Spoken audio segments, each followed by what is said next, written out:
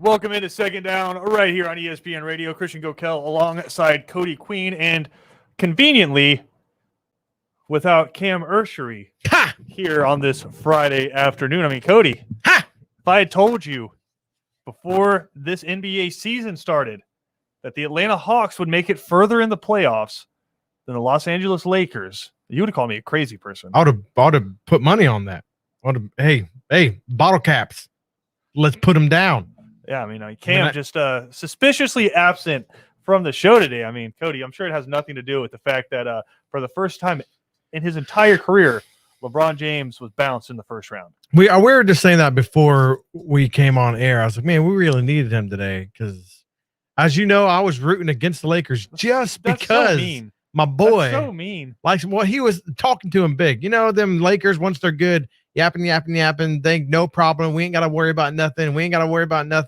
Like, why don't you have to worry about it? Because you're the Lakers? I don't understand it. I think pretty much any fan base that has LeBron James, you think that he's aging, especially with a short ancient. And he's aging with that short off season. Even you were saying it, dude. It might have just kind of screwed him. You know, like it's. You know, maybe we won't see this again. Maybe he'll continue being great. Out. Did they make it even to the play-in? Yeah, they lost in the play-in. In the play-ins, yeah. And then the Lakers lose in round one, so the two final teams are gone. Yeah. And it has been curious. A few people have said this, like, are the teams that made the deep runs in the playoffs last year inside the bubble burned out because you had such a shortened offseason and then just a regular NBA season? This year, do you think maybe there's burned out? I think more so it was Anthony Davis just couldn't stay healthy. Yep. And he's never been able to stay healthy. So that more so than tired, I think has to do with also the Suns are good. Oh, they were hot at the end of last season. Didn't get in the playoffs, barely missed it. Yeah. So they were taking advantage this year, saying, hey, we're a good team. I love Chris Paul, man. I hope he gets a championship. You're saying the same thing the other day. Huge fan of him. Yeah, Devin Booker shoots lights out. What do you get, like 30-something points? 47. Yeah. No, he got 30-something points in the first half or something like that. Like, well, dude, they're a real fun team to watch. So hopefully the Suns go good. Cam Urshery not here. The Los Angeles Lakers lose last night. They're done. I'm sure those two things have nothing to do with each other. The Lakers lost, you said? Okay. Yeah. So I'm sure those things have nothing to do with each other. But the Hawks are still playing, Cody. That's right, baby. They have the Sixers coming up on Sunday, game 1 at 1 p.m. But a big just weekend in sports around the state. Obviously, the Hawks headed up to take on the 76ers. The Braves will welcome in the Dodgers starting tonight. Ian Anderson on the mound for the Atlanta Braves. Just don't get swept. I think is the best way, because it's the best team in baseball right now. Just don't get swept, because then you can start putting yourself in a hole that's going to be really hard to climb out of. We do have a lot of news to get to today, though. I mean, today's National Donut Day. We'll dive into that. That's an extremely important holiday. One of the friends of our show with some really bad takes on Twitter. We'll dive into that. Also going to talk more about the Atlanta Braves series coming up against the Los Angeles Dodgers. Do we feel like they need to go out and get another bat to add to this lineup? Has Tucker Davidson, has he earned himself a starting role? Because he's 2 appearances this year, and they've both been really solid. So has he earned himself that? Big show coming up on 3 and Out as well a little bit later. We'll hear from Demetrius Harvey from All Gators on SportsIllustrated.com. He put out a new piece about Dan Mullen's new contract.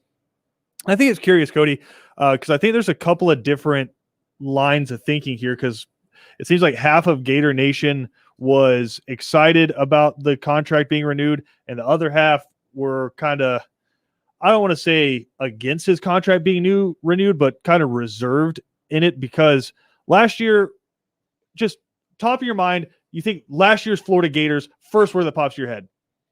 Kyle Trask. That's a player, and that's 2 words. Trask. Oh no, failure.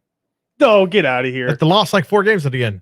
I mean, well, now you're just reading off of what I was going to say. But no, I mean, when you talk, I don't have anything in front of me. When you talk about the Gators last year, a lot of people are like Kyle Pitts, Kyle Trask, Kadarius Toney, 2nd round pick Kyle Trask, 4th pick in Kyle Pitts. Kadarius Toney was a 1st round pick. Holy cow, unbelievable season for the Gators. They went 8-4.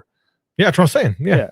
Like they went failure. You had the shoe toss at the end, right? Mm-hmm. You had the shoe toss at the end. You had a game where you went toe-to-toe with Alabama. You were closer to Alabama than any other team in the country in one game, right? You went toe-to-toe with Alabama, and then you get blown out by Oklahoma in the bowl game. And you have Dan Mullen coming out at the end and being like, well, our JV team or our B team didn't play very well. And so it's just doesn't give me hope for next year, does it? It's two different lines of thinking. I think one side of it is looking back and saying, wow, I mean, look what happened in Jacksonville. Florida beat the hell out of Georgia and Jacksonville. Yeah. You were in the SEC championship. You've gone to New Year's Six Bowls now 2 years in a row. Like is like it's on the upward trajectory. Whereas I think there's a lot of fans out there when they look at Florida, they're thinking, we lost 3 games in a row last year to end the season. Yeah, that's exactly why I said failure. Like, cool, 4 games in a row. 3. Are you sure? LSU, Alabama, and then Oklahoma. Okay. Well, they lost to Texas A&M midway through the season. It was like, oh man, they were doing so good, doing this and that, beat Georgia, which they didn't even know with their quarterback situation. So with the talent you had, you should have beat them in the first place. This is coming from LSU fan, Cody, not a Florida fan, Cody. Well, it's coming from just a college football fan. And then I know everybody's going to get mad at me, and Cam's watching. Oh my goodness. Look at this. Yeah, and go Lakers, we will be back. So it is a fail to me when you fall down, when you're just riding this hype train. You're going up. You play Alabama, and then you barely lose. The last week of the season, Mhm. you're a one-loss team playing against a bad LSU team, getting ready to go into the SEC championship for a showdown for a college football playoff spot against Alabama. You are and I think we take this for granted as college football fans. You were what every college football fan base wants to be, which is you were in the conversation the last week of the season. You had it with you controlled your own destiny. I know it's a cliche term everyone uses, but you did. Literally, if you went out there and won those games, you were in the college football playoff. If you beat a bad LSU team and then you pulled the upset against Alabama, and that's why you're kicking yourself for losing to Texas A&M, because if you don't lose to Texas A&M and you don't chunk a shoe down the field, then you can lose the SEC championship game and you're probably still getting in over Notre Dame. Yeah, you deservingly know. I think Notre Dame is a way better team. But if you get those wins, I do. I don't think Florida. Alabama, okay. Florida was false. They had a horrible defense. They weren't false though. Like if you look at the trash defense. If you look at the 2 games at the end of the season, right? Alabama, Florida, that was a 1-score game. Yeah. Right? Like, yeah, sure. Florida couldn't stop Alabama. Nobody could stop Alabama all year. And Alabama couldn't stop Florida. And then you saw what happened when Notre Dame played Alabama. Notre Dame got the brakes beat off of them. Yeah. So I think last year Florida was clearly a better football team than Alabama. They got smoked. Alabama? They got smoked. Or no, Alabama, Notre Dame. Sorry. Okay. No, the Notre Dame. Alabama. Yeah, no. But I mean, look at Notre Dame's last 2 games. They got destroyed by Clemson in the ACC championship game, but because they had beaten them with a freshman quarterback and South Bend, then they got into the college football playoff. Yeah. Right. Whereas Florida, you lose a 1-score game to Alabama. Like if you don't throw a shoe and you don't just play a nightmare of a game against Texas A&M, because Florida was clearly the better team. They couldn't tackle Isaiah Spiller, and they just gave up silly plays, like blown coverage after blown coverage. Who started for LSU that game? Max Johnson. How many starts did he have? That was his first ever start. Wow. Yeah, that's what I'm saying. That's what I'm saying. They couldn't stop anything, dude. They had a horrible defense. You can't just allow completely on offense and then say, hey, they kept with Alabama. Alabama had a strange day where they couldn't stop anybody. No, Alabama's defense had a couple of games where they were like, they weren't Florida. I think we forget at the beginning of the season last year, Alabama's defense was not good. They gave up like 49 points to Ole Miss. Ole Miss, yeah. Like they weren't great. And so I think really halftime of the Georgia game was where you started seeing that Alabama defense start coming together a little bit. But that Florida game, Florida had legitimately probably the second best offense in college football last year. Yeah, but one of the worst, if not. I mean, down relative. there. It's relative. Like I'm not going to say they had one of the worst defenses in college football. I'll say they probably had out of the most competitive teams in college football, out of the top 10 teams in college football, they probably had the worst defense. Yeah. And I don't know if it was players. I don't know if it's coaching. You can talk to Florida fans about that. There's a reason they call it third and Grantham. I'll say that. But again, Dan Mullen gets his contract renewed, now making more money than guys like Kirby Smart every single year. So like I said, I think there's 2 different thought processes. One of them says we were in the SEC championship game. We were just a play away from beating Alabama and probably going to the college football playoff. And we've been in back-to-back New Year's Six Bowls. You won one of them, right? Flip side of that is there's a lot. I think is it back to back to back? They go to the Peach Bowl a few years Yeah, ago. you're right. But Yep, you're right. so it's been New Year's Six for Florida, and they've been right there with Georgia in Jacksonville, and then they beat them in Jacksonville this past year, right? So it's like the trajectory, right? The trajectory. I kind of look at it and say, did you miss your window?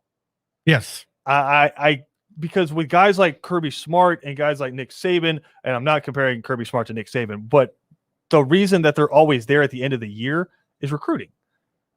But I say, why not compare? I know not to compare him championship wise, but as in like being in the conversation and recruiting wise, why not put him Because in the same conversation? Because being a college football coach is recruiting and then translating that recruiting on the field. No, yeah, I agree with that, but if we don't do championships, as you said, that you'd be okay if you're in a conversation every year. You were saying the other Nick day. Saban was has won infinitely more. He's obviously going to be way ahead in the conversation, but you can't say Kirby's not even nowhere. Like as a recruiter, sure, but as a head coach, no.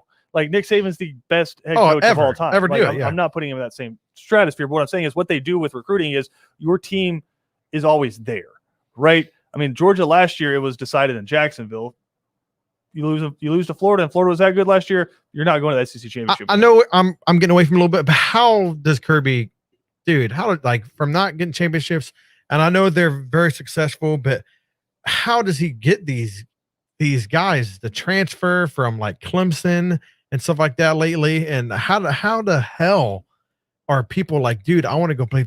Do that many kids around the nation, or like, dude, this team's on the verge of winning it all? The first thing you need to look at is per capita. Georgia puts more players in the NFL than any other state. I'm not saying the University of Georgia. I'm saying high school football in Georgia per capita. So like per population puts more players in the NFL than any other state. Shoot, in Little Town Brunswick's got like 3 dudes. He doesn't have to go outside. He can though. You can go to a Las Vegas and get a Darnell Washington, and that's where the outside of the state recruiting. You can go to Southern Cal and get JT Daniels to come over here. But I mean, you're at the University of Georgia, you're at the University of Florida, you're at Alabama. You should be able to recruit.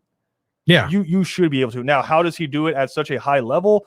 I think that's if everybody knew how to do what Kirby Smart was doing, everybody would be making millions of dollars every year and having number one recruiting classes. I want to be on the fly on the wall. Yeah, but they don't. I mean, if you ask old Rush Probst, you just need $10,000 of funny money in your desk. Hey, go down with Dixon, baby, and you're good to go. But no, I think you look at what he's done since he's got to school. I think Dan Mullen's starting to do this at Florida too. Is there has to be a relative level. Like you have to have the facilities, right? Because that's something that players want, right? I think you have to start winning at a large level. And I think really winning the Rose Bowl and going to the national championship, I think that put Georgia on the radar for a lot of kids around the country. But really, I agree with people who say, just lock down the state of Georgia. Oh yeah. Like just lock down the state of Georgia. Like don't worry about anything else. Just lock down the state. Now, if you look at their next two quarterbacks after JT Daniels, well, Carson Beck's from Jacksonville, but I say you're kind of locking down North Florida too. Like FSU's losing territory. Man. FSU, like it's been they've lost it to UGA. It's been a rough few years. Well, they've lost it to everybody. It's been a rough few years. And Alabama for Florida State right there down there on the Panhandle. But no, I mean, just going back to Dan Mullen, though, I think why people are concerned is the recruiting, right? Yeah, it hasn't been that elite level, and so did you miss your window last year to take advantage of having an elite an all-time great quarterback? I will say that about Kyle Trask. That season last year, and again, I think the 4 losses kind of put a bad taste in people's mouth, but look at his stats, look at his efficiency compared to some of the Joe Burrow seasons. Insane. To the Mac Jones season, to what Tua did. I mean, Kyle Trask had an unbelievable season. We've never seen a tight end come through the SEC that looked like Kyle Pitts, right? Kadarius Toney, I think it was a very underrated player. Agreed. And you had good enough guys on defense. Like Marco Wilson, people are going to remember for the shoe toss, but the dude was an unbelievable corner for Florida. So, like, did you miss your window? And that right now, I think, is the difference between Florida and Georgia is, and I could be proven completely wrong, but I just look at Florida's roster right now, and I don't see a college football playoff contender. I don't. The thing I want to say with the Dan Mullen extension. But that's why I think people were hesitant to give him a extension. No, I agree. They shouldn't have gave it to him yet because I don't agree with that. Because the kids that he recruited aren't really playing yet. Emory Jones is he recruited him. It's the first quarterback that he recruited. And got Well, him let's to flip see. from Ohio State. Let's see how he does. And if your recruiting is working on the field and he becomes great and you coach them great and all that stuff, an extension. But they kind of did it early to even really see how his recruits are going to pan out. Like, so they're basing it off of his coaching and not really his recruiting from the kids that are playing yet. You know what I mean? That's from the players before. But I think that's why you have to get it's a little bit different, because when we start doing that, like, who do we always do that to? Like, the reason you had your success was because of somebody else's players. We always do that to Larry Coker, right? At Miami, because he inherits a Ferrari, and for 3 seasons he's in the conversation, wins a national championship, and then after that Miami becomes a dumpster fire for a while, right? Like, we always compare Larry Coker to that.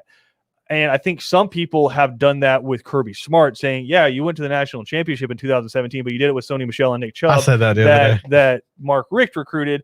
It's like, I'm guilty. I said that. Yeah, like they do that to a lot of people.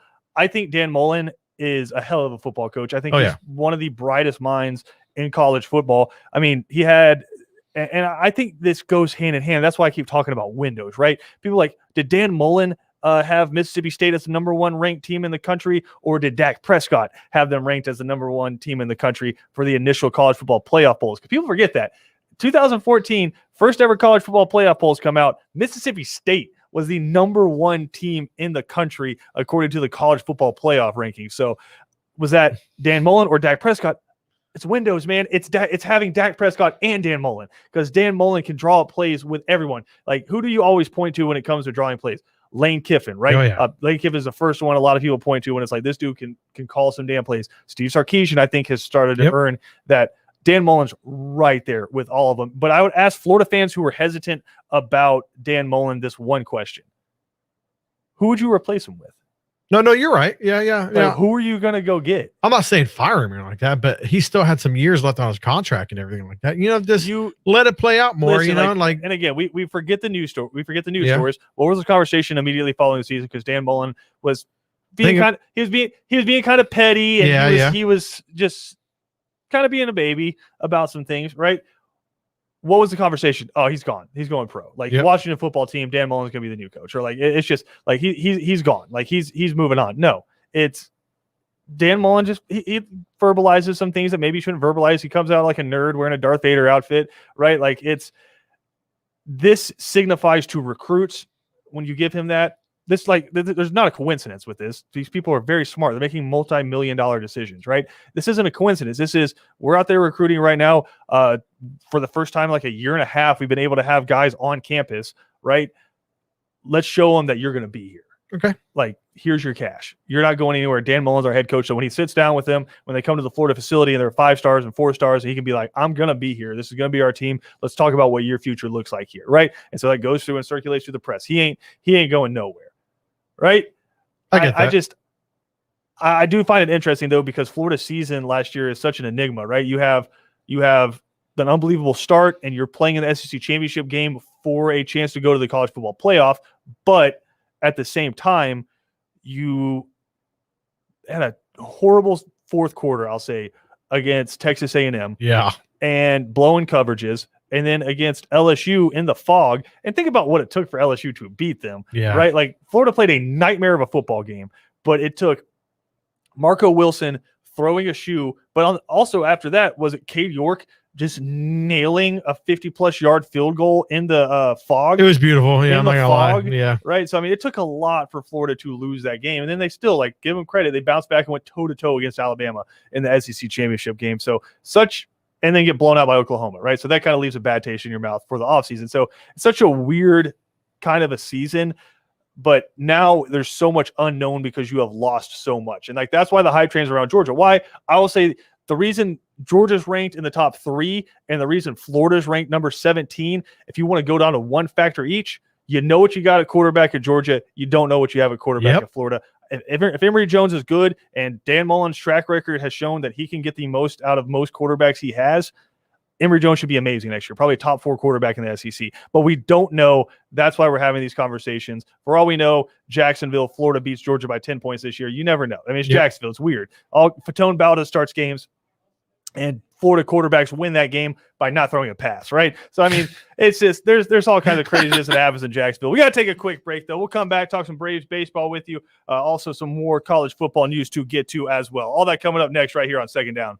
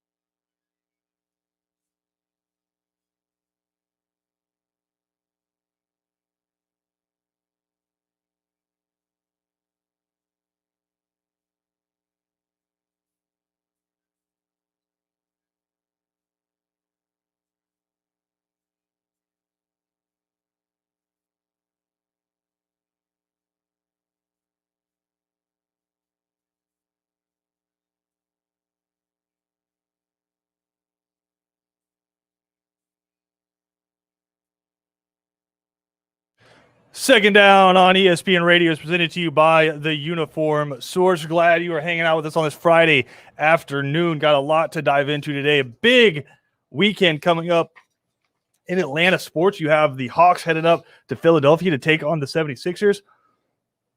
As I choked to death, Cody, do they have a shot? Do they have a shot? The Hawks, with Joel Embiid being hurt and stuff like that, slight meniscus tear. Absolutely. I think absolutely they do. If they continue this hot streak, their defense. I know. Me and BJ had a conversation the other day when he was trying to drag their defense. Still, even though after Homeboy took over, they have been a top 12 defense in the league. So they're. I think they have enough defense if they keep scoring. Say if they have 5 guys again in the double-digit scoring again, which they had against the Knicks. Yeah, I really feel like they could win this. So anybody who's counting them out right now is crazy. Like I really think they could win. I feel like they can go further too. If they run into the Nets, they're going to get smoked. Yes, but everybody else is going to get smoked too. But I do feel like the Hawks this series right now, I do feel like they can win probably in 7. But I am going to take the 76ers in 7 though. I don't know where I'm at. Give me 20 minutes to think about it, and I'll give you a series prediction on this one. But no, I think it's going to be a really fun watch. I hope Embiid does play for the simple fact that I just like watching best versus best. It'd be fun to watch John Collins and Trae Young and Clint Capella. I really want to see Clint Capella and Joel Embiid get down there and battle. So, I mean, I think the Hawks with their 3-point shooting, which wasn't actually great. No, you're right. Knicks, but the Knicks, like we've kind of forgotten a little bit. Offense wasn't there for the Knicks, but that's a great defensive basketball team. Oh, yeah. So top 4. Yeah. So maybe we see a little bit better shooting coming up from the Hawks in this series. They're going to need it because the 76ers are a very good. I should just forget the Knicks. Like I just need to take that word out of my vocabulary. You know why? Because they're on vacation right now. They're home. They're listening to this in their $4,000 apartment, 1 bedroom. Yeah, and getting ready to watch the rest of the NBA playoffs. But also a huge weekend coming up for the Atlanta Braves. Got the Dodgers coming to town, and you're going to see the best of the Dodgers when they come to town. You got Urias tonight, who's going to be pumping 100 miles an hour. Then you got Clayton Kershaw, and then just some guy named Trevor Bauer. I think he's pretty good. Never heard of him. Pitching for the Dodgers as well, and the Braves pitching has been very suspect. Really, shocker. As of lately, but so is the offense. So you're going to need to come together. I think this is one of those times, Cody, like what are you always looking for when your team's struggling? It's like, let's just play a bad team and it's true. We can take advantage of playing a bad team. I don't know, man. Maybe playing up to the competition, maybe the spotlight, maybe trying to avenge blowing a 3-1 series lead against this team and then watching them win the World Series. Like maybe that just sparks something in the Braves because right now it's been such a weird season, right? I mean, you start the season off with the All-Star game getting ripped out of Atlanta. Yeah. You have your starting catcher go down. Soroka's out. Max Fried gets hurt at the beginning of the season as well.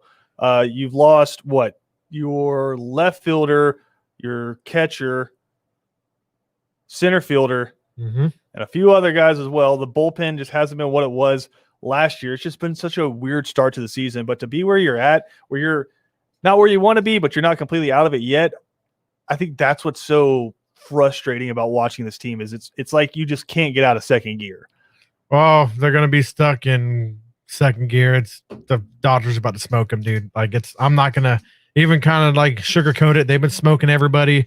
Braves are just going to get in the way. Of the Cardinals. Yes. So if they're just going to get in the way too. It's going to be in the wrath. If they take one, I will be happy. And all Braves country needs to be happy if they take one, because man, this Dodgers team, everybody's predicting again they're going to go to the World Series, and respectfully so, because this team has the best pitching in the game. Bats are hot. Everything on there, dude.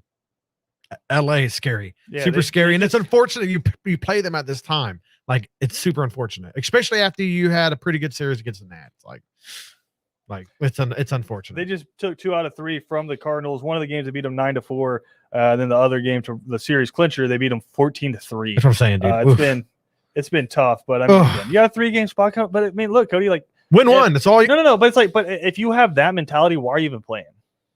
No, you want to win more. But if I'm going to predict as a sports analyst, I'm going to predict that they are not going to. That if they do they're not getting more than one. They're not getting more than one win. They're not getting more than one win. Are we sports analysts? Yeah, somewhat. I think we're more like commentators, Okay, I'm cool with that. opinion givers, Opinion givers. I am cool take with that. havers, Professional sports opinion giver. I'm gonna put that. brain spewers. I'm gonna put that on my Twitter bio. Because I don't think either one of us are looking at the OPS for the first guy off the bench is going to pinch hit for the Dodgers tonight and being like, that could be the I don't know. Kevin McAlpin, Ben Ingram, analysts. Okay, yeah, I agree with that. I don't know if I'd qualify ourselves Speaking as of Twitter, Kevin Thomas, verify me, Twitter. Kevin Thomas, analyst. That's true. Yeah, dude's best in the biz. No. He's been doing it for like as long I as do like, have we've a been bone to alive pick almost. with Twitter because of you. Because I don't know, dude. You're no, over here hustling for me. Thanks. Twitter. You have given Cody a complex now. Yes, I could care less about getting a blue check mark, give it to me. but Cody is just like, it keeps him up at night. I'm on a mission. It's like you're waiting for a package to get delivered. I'm on a mission. I deserve this. Give it to me. I work in sports radio, for goodness sakes. When I want to DM somebody to get them on a show or something like that, you know what's one of the first things they look at? If you have a blue check mark or not. Like, dude, we talk on the airwaves. We run all of Southeast Georgia. This is our territory. You want to come on and talk? Yeah, get your name out here.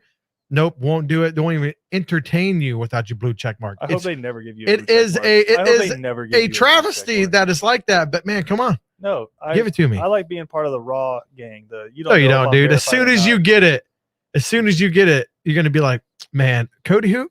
Do you got a blue check? I don't know who you are. I like being a part of I the know you are. people where we can look at folks like Connor Del Pret and Lindsey Goff and be like, look at these elites up there with their It's blue true. check They're verified marks. in everything. That's sickening. I like being part of the unverified, The unverified gang. the unregistered. No, You don't know about us. no. We I move in want silence. and anything else I don't care about, but Twitter, verify me.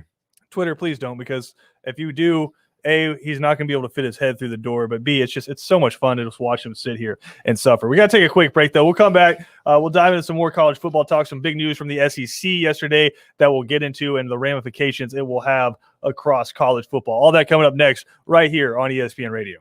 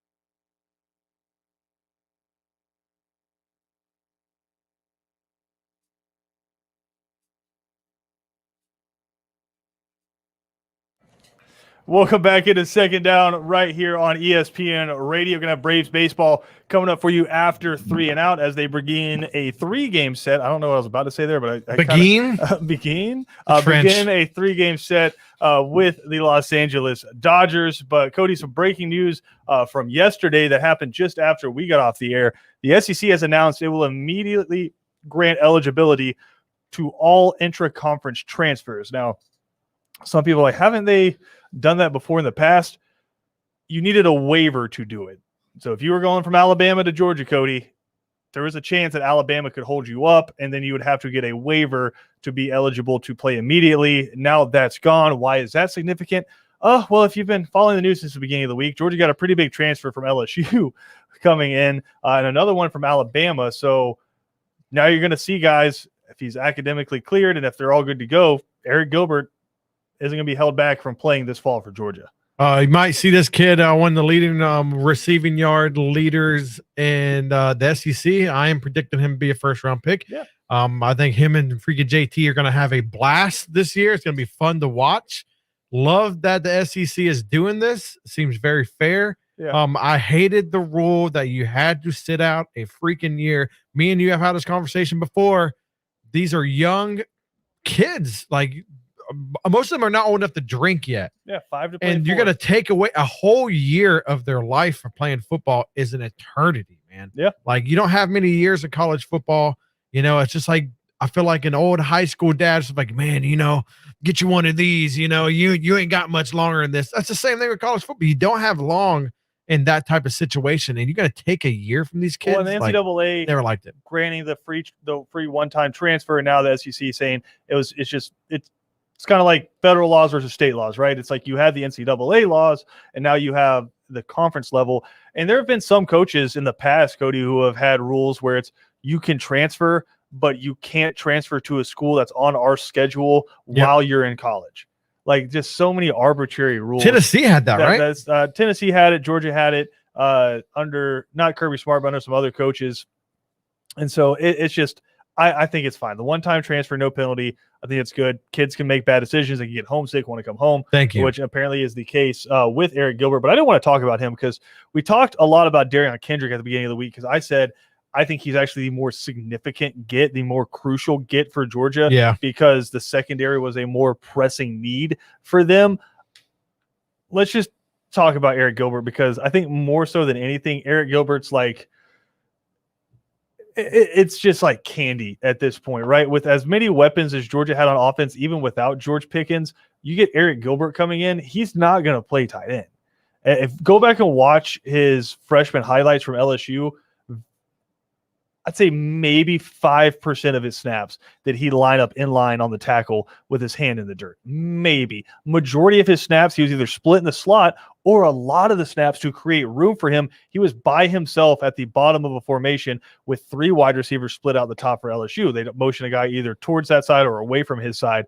And he was running X receiver routes. He has the full route tree. He's 6'5", 240, 250 pounds. 253 pounds. Yeah, and again, if you're Georgia, you can either slim that up if you want to or keep it right where it is. Yep. I mean, because what did Kyle Pitts play at last year? 6'6", 240? I got you. And look, Eric Gilbert is not Kyle Pitts. He's not. Kyle Pitts, we've talked about his wingspan. Like, it's the longest wingspan in 6'6", 240. Yep. Yeah, he's the longest wingspan in the history of the NFL draft. Yeah, huge. From a skill position player, right?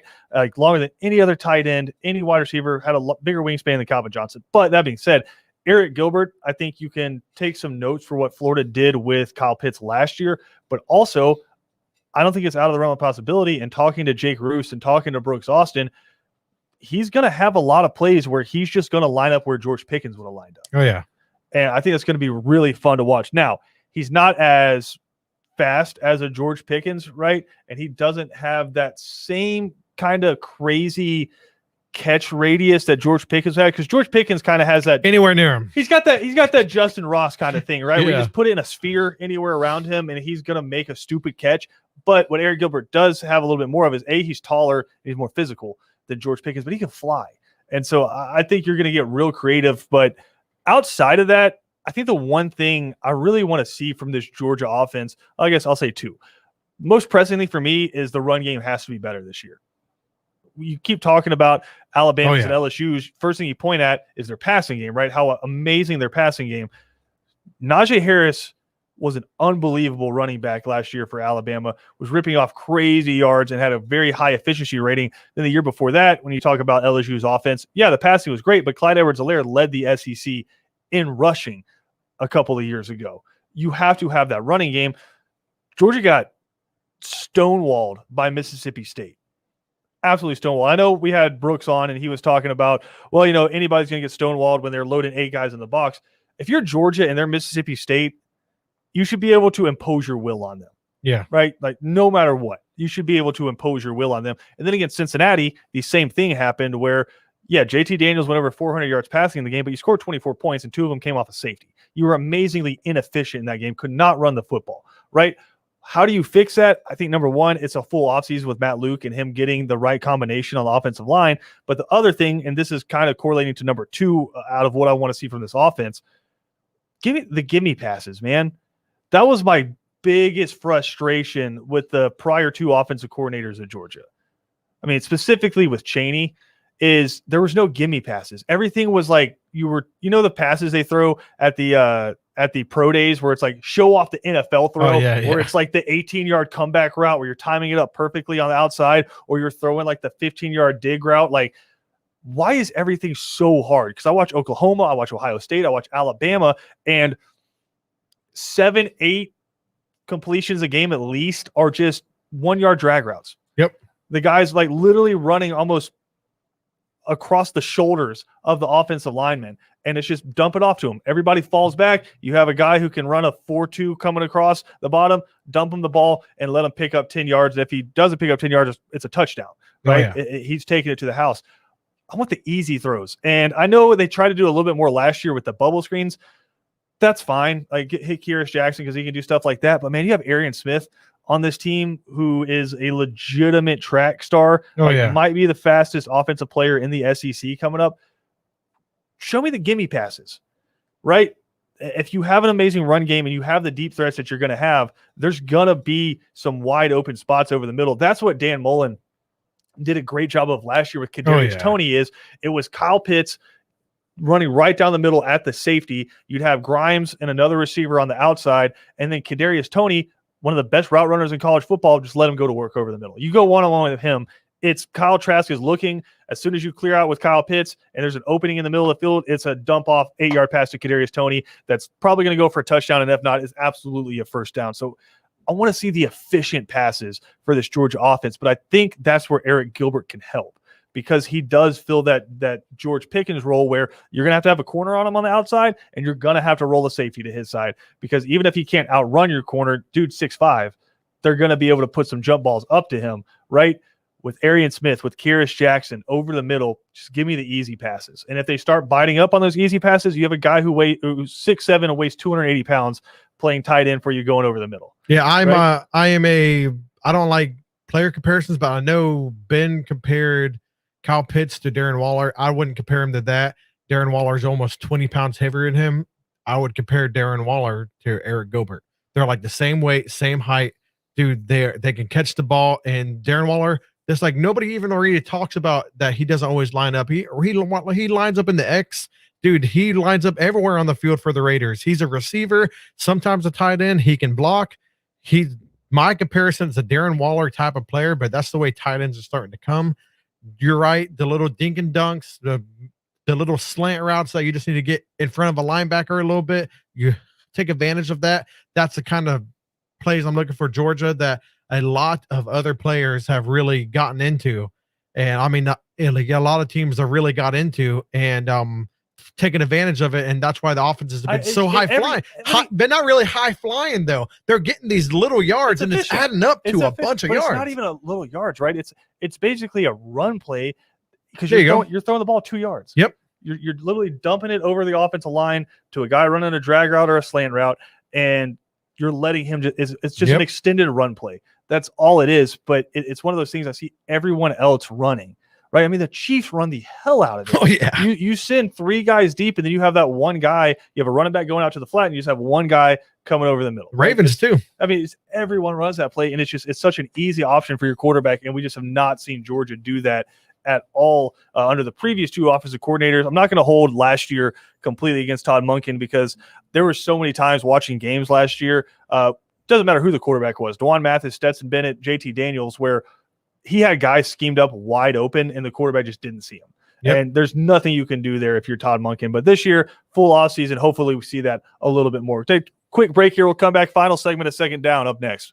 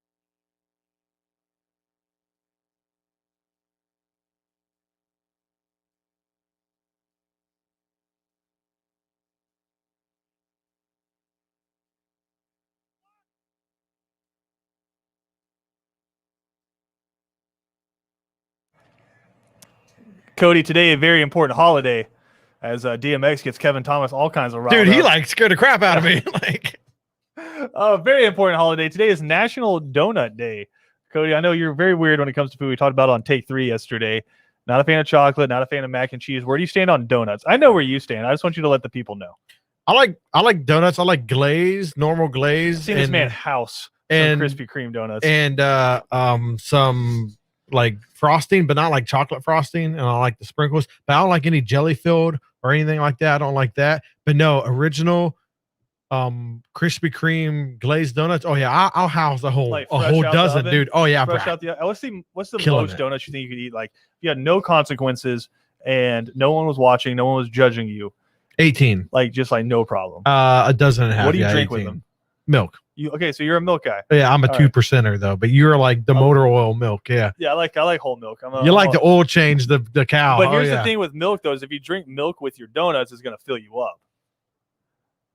So that's true. Hey, my man's over here did nothing. So, I think the perfect drink with milk is black coffee, or with donuts is black coffee because dude, you're such a cowboy. But dude. Donuts are already super sweet, and so when you eat the donut, you get the bitterness of the dark coffee. There, you're good to go.